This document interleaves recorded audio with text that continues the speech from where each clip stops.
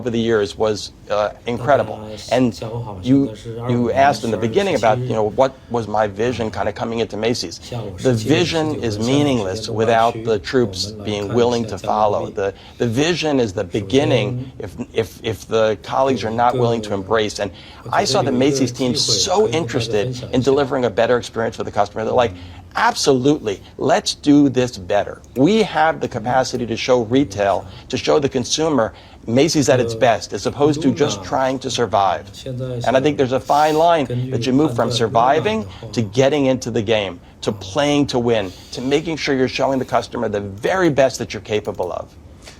Are there other retailers or other executives in this space that you look to and think they're doing it right? There are plenty. I mean, Fran Horowitz, who runs Abercrombie, we grew up at Bloomingdale's together, and she's done a spectacular job. And I love the way there's been a clear reason for being for both Abercrombie and Fitch, as well as Hollister. And I think that delineation of assortment strategy, of changing the environment of the stores, of creating a delineation and interest in the product that went from casual to dress up is quite impressive.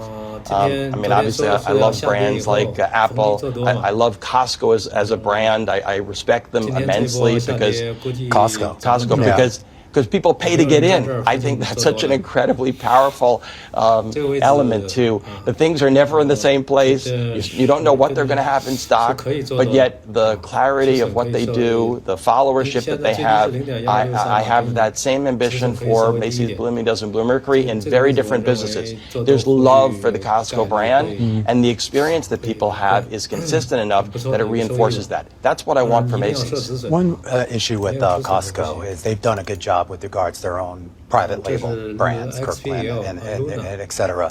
Macy's has also gone down the road of private label brands. How much has that helped the bottom line so far? Well, private brands today is only 12% or so of our business. High water mark, it was almost 20%. So I view that as opportunity for growth as we go forward. And it's good learning. I think Kirkland's a good example to look at because it's not about the price, it's about the quality. They are the primary maker of some of the best quality products in private brand.